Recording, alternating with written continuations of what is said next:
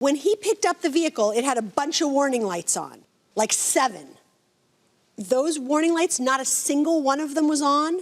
No. During the entire time you drove the vehicle? Nothing but the power steering light ended up coming on, but that was... When?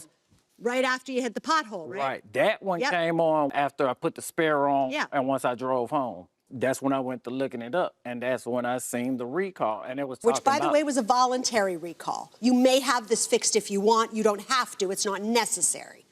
But does it make more sense to you that it was some recall from a year earlier, or that the fact that you hit a pothole affected the power steering? I done hit a pothole in Atlanta, and it's never affected the power steering. Why didn't you tell him, though? Why didn't you call him the next morning and say, hey, I hit a pothole and the light is on? To be honest, I was trying to go ahead and put a new tire on the car and then notify. So then why didn't you call him 5 hours after you did that?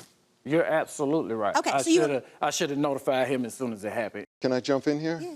Mr. Jones, you wanted to find out what caused the power steering to go, right? And you had it specifically checked out. The reason the power steering motor was damaged was not that he hit a pothole, is that somebody placed an aftermarket wire in the fuse box to bypass something. Someone was doing something tricky. That's why I wanted to ask him, did you place an aftermarket wire in the fuse box for any reason? No. No. And I ask you, did you have the car from the time that you bought it from the dealer? Yes. So my question is, hey, who might do that? Would the bypass stop something that might benefit the owner of the car? This aftermarket wire was the culprit, not him. So here's the question. You left his car after the rental period in a parking lot with every light on imaginable and with a spare tire on instead of the custom tires he had put on. I wanted to replace the tire first. But you didn't. No, because he asked for the vehicle back then. Why did you ask for the vehicle back that night? Because of the maintenance problems, which I was concerned about the most, and he was behind like a week on payments. You said you were paid up? Yeah. Well, the text, he's saying that you're behind a week in payments. And he's saying, return my car tonight or your info will be turned over to local authorities. And you respond with, let them know I parked the car right there and asked for train station. So basically you're telling him I dropped off the car. Actually, I think somebody sent him that text as a screenshot saying that they dropped the car off. Who sent that, sir?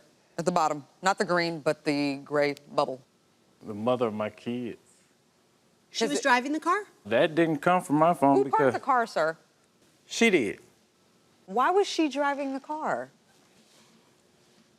She parked... The contract clearly says you are the driver, correct? Nobody else should be driving the car. Yes. She was the person who first contacted him because she had to be at work. So how do you know the lights weren't on when she drove the car to park it? The same night we dropped it off, there was no lights on. And then you, at some point, handed the car to her. Right. But between her dropping it off, it was only a 15-minute drive. Oh, boy. I guess I'm concerned. Did you ever reach out to him about it when you went to go pick up your car? I didn't, because when I tried to contact him for the last payment, it was a no reply. So it's like, what's the point of... You never brought up the tire, though? I never brought up anything to him. I just... never brought up anything. Okay. Good Lord. All right. I'm done. The parties are excused while we deliberate in this matter. We have deliberated, reviewed the evidence, considered both of your testimony, and reached a verdict. This was a bit of a whodunit for us, because the one thing we did seem to agree on was that something is going on with the fuse box. And we were divided on the main issue of who bears responsibility for the power steering. We all believed, based on the evidence, that there was a final week of rental payments in the amount of $600 that was still owed. And in addition, Judge Menser believed that the wheel alignment and the tire costs you're entitled to receive. With respect to the lost income, you did have an inquiry from somebody the very day that it was being repaired, asking if you had a car available. So Judge Tuwalde and I believe that that was enough to award you 1 day of lost potential income. Had it been up to Judge Menser, he would have awarded you a total of $854. Judge Tuwalde and I believed that you satisfied your burden of proof with respect to most of the rest of your claim. So the verdict is in favor of the plaintiff in the amount of $3,972. We wish you both the best with your vehicles moving forward.